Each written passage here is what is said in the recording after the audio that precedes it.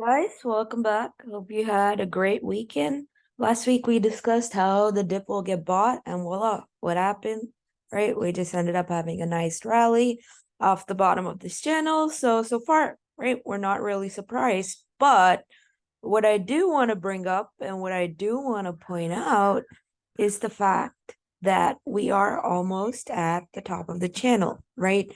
So what I think might happen this week is a bunch of things, but again, with this week being earnings and whatnot, right? So it's going to be pretty hard to say confidently that, we are going to go in a particular direction. But I do believe that, it could have a little bit more downside in the Monday, but I do think the dip does get bought for one final wave to the upside. And that wave, right, this level here, I do think if we do end up having that one final wave rally, then we could potentially, have almost a 5%, 6% pullback. So that is something to be concerned about. And that is something I have been watching even on QQQ, right? It's kind of what we discussed last week, right? Even if the diff kind of gets bought up, it very likely is probably, gonna end up, finishing the top, right? Rally up to the top of this channel in QQQ before it kind of has a much more, wider pullback on Qs would probably be more than 70%. But yeah, it's kind of what I am seeing. So you kind of have to, approach the market with caution. We did enjoy most of the rally to the upside, right? So there's really no reason to kind of, get cocky and over leverage kind of how much, right? How much you kind of are putting into position size pretty small and whatnot heading into this week. So that is primarily what I am watching, right? And technically, right, if I fib this from the top to bottom, you can kind of see that we are approaching the 1.618 fib. So maybe 453 is kind of an area to watch out for. 453 to 456 is kind of the topping zone that I am looking at, right? So would be cautious. Another thing that could possibly happen, right?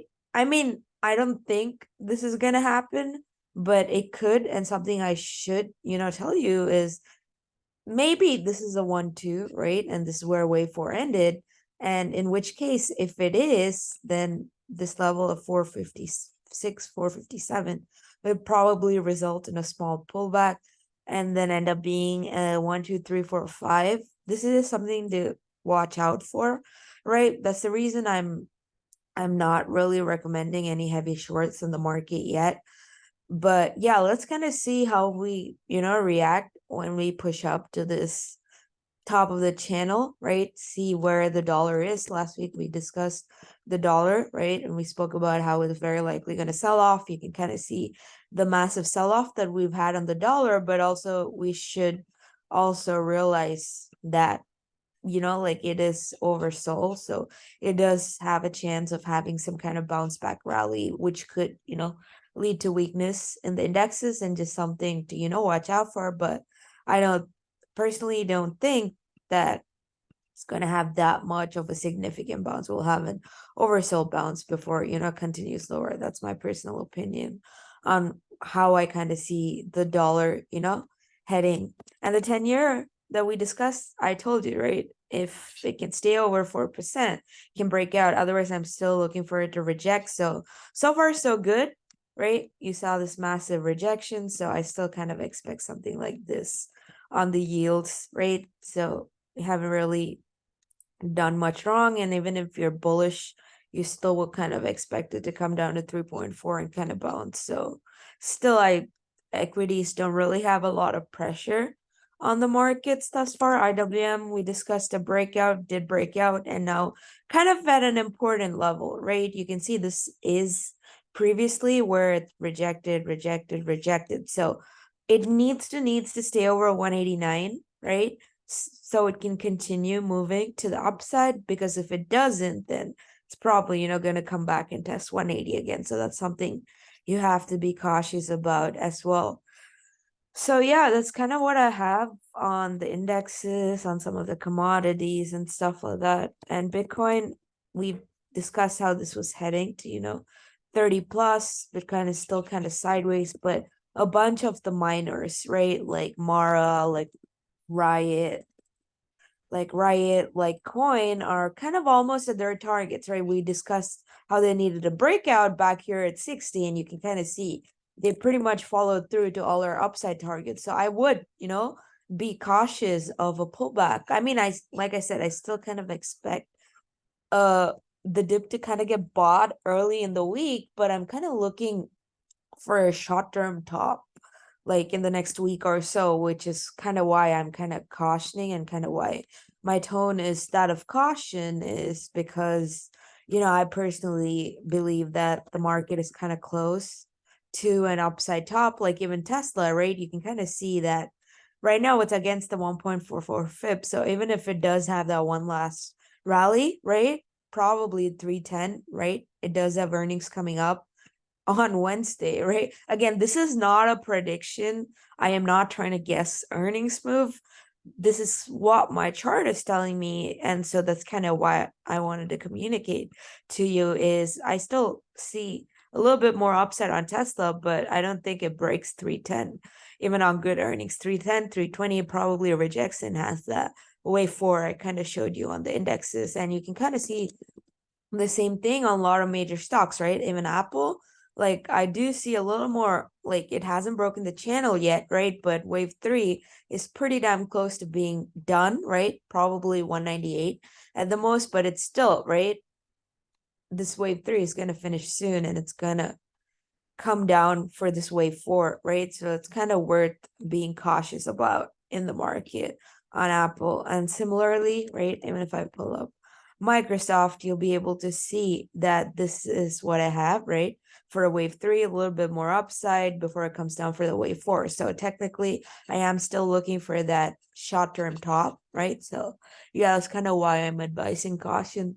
So yeah, I mean, since you kind of know my thought process, right? Kind of looking for the dip to get bought and for the rally to kind of find a short-term top in this week or next week. So yeah, with that being said, let's kind of look at this week's watch list.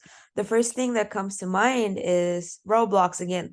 That is, if IWM, can hold up above 189, then, what is one of the few growth stocks that can break out and that has been lagging would be, Roblox. Like that would kind of be the first stock that I am watching, right? And it would, again, you can kind of see that this is kind of a supply zone to stay over.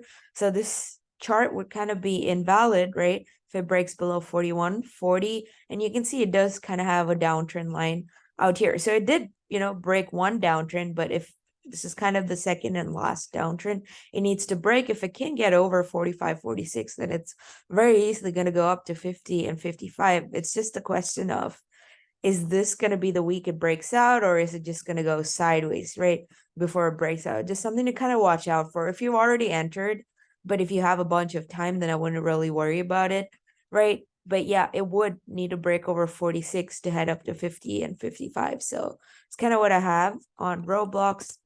So what I have is FSLR, and we shorted it pretty successfully last time, right? And now you kind of fill the gap, kind of had an oversold bounce. So if it can break below 190, right, I think it can, come down to test 185, 175. So yeah, I'm just kind of looking for it to reject off the EMAs and come down to the downside. The next one is Unity. Again, same as Roblox, right?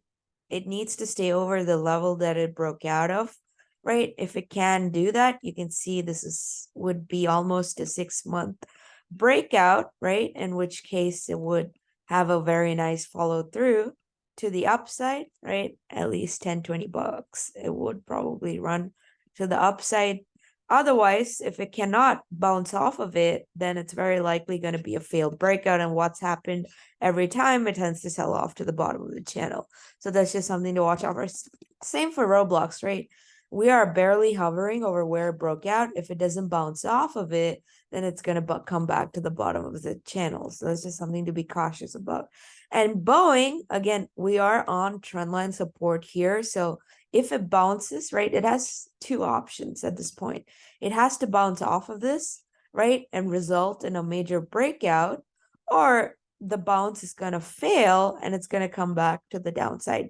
I personally think that just based on the fact that it couldn't bounce off when it was bullish, and the structure here is that of a lower high, right? So which is why I think that any bounce that fails, right, if it breaks 212, I personally think that Boeing is going to come down to 200.